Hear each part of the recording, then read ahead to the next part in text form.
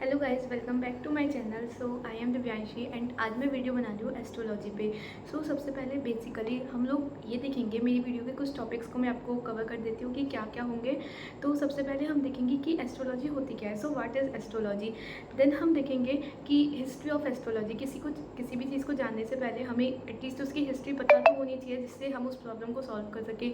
उसके बाद हम देखेंगे कि आज की जनरेशन पे एस्ट्रोलॉजी का क्या इफेक्ट है, क्या आज भी एस्ट्रोलॉजी है या फिर ये पुराना कॉन्सेप्ट चला गया है।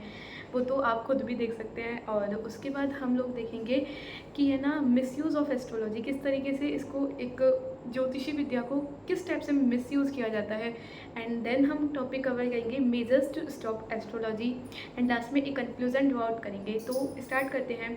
सबसे पहले एस्ट्रोलॉजी एक लैटिन वर्ड से आया है, एस्ट्रोलॉजिया। और एस्ट्रोलॉजिया भी दो ग्रीक वर्ड से आए हैं, एस्ट्रोन प्लस लॉजिया। एस्ट्रोन इज इक्वल्स टू स्टार और लॉजिया मतलब स्टडी ऑफ, मतलब अकाउंट्स ऑफ स्टार। अब मैं आपको एस्ट्रोलॉजी एक बार समझाती हूँ कि होता क्या है। एस्ट्रोलॉजी बेसिकली हम पोजीशन और स्टार्स और प्लैनेट की करते हैं, स्टार्स और प्लैनेट की पोजीशन के बारे में पढ़ते हैं और उन स्टार्स और प्लैनेट की पोजीशन से कैसे ज़मीन पे बैठे लोगों की लाइफ इफेक्ट हो रही है, उनकी डिसीजंस चेंज हो रहे हैं। इस चीज़ को हम बेसिकली एस्ट्रोलॉजी कहते हैं।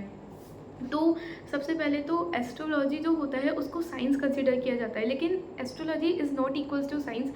साइंस एक लॉजिकल रेशनल थिंकिंग पे बेस होती है और एस्ट्रोलॉजी में ऐसा कुछ नहीं होता, लिटरली कुछ नहीं।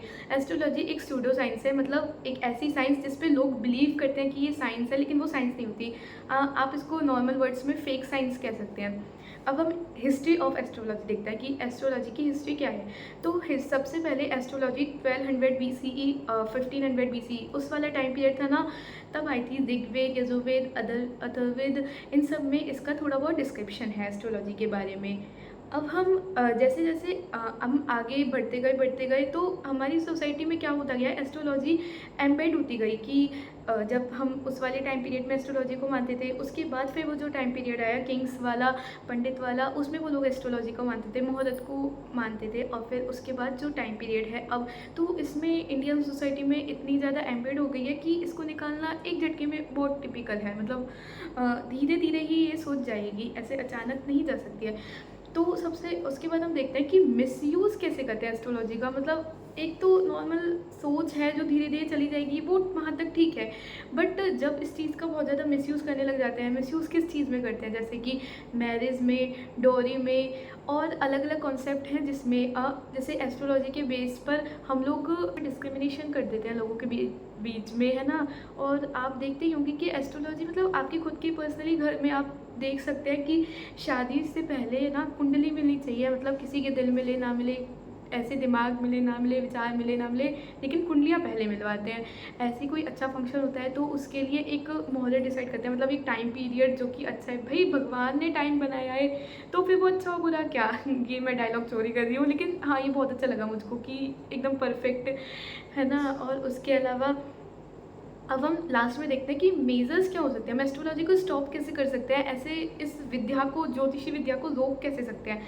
तो सबसे पहले तो हमें एक अच्छा एजुकेशन सिस्टम चाहिए होगा इसके लिए, कि मतलब एक ऐसा एजुकेशन सिस्टम जहाँ पे हम प्रैक्टिकल थिंकिंग की ओर अप्रोच करें, जहाँ पे हम एक रेशनल थिंकिंग करें, लॉजिकल थिंकिंग, कि किसी भी चीज़ को अगर कोई भी हमारे पास मैसेज आता है तो हम उस पर तुरंत बिलीव ना कर ले कि ये सच है, कि ये मैसेज में क्या सच्चाई है कितना झूठ है, उस चीज़ को हम लॉजिकल तरीके से देखें, तो उसको कहते हैं। तो सबसे पहले ये चीज़ होनी चाहिए और हमारे खुद के अंदर से भी होना चाहिए कि ये कि हाँ हमें हर चीज़ को प्रैक्टिकली देखना है, ना कि ऐसे लट्टू तोता वाला। बिल्कुल भी मुझे तो सही नहीं लगता ये, है ना। और सेकंड, हमें पीपल को अवेयर करना होगा, मतलब एक अवेयरनेस कैंपेन चलाना होगा बेसिकली। अब हम बाहर जाके नारे तो लगा नहीं सकते एस्ट्रोलॉजी स्टॉप करो, बट आज के टाइम में सोशल मीडिया बहुत काम आ सकता है इसके लिए।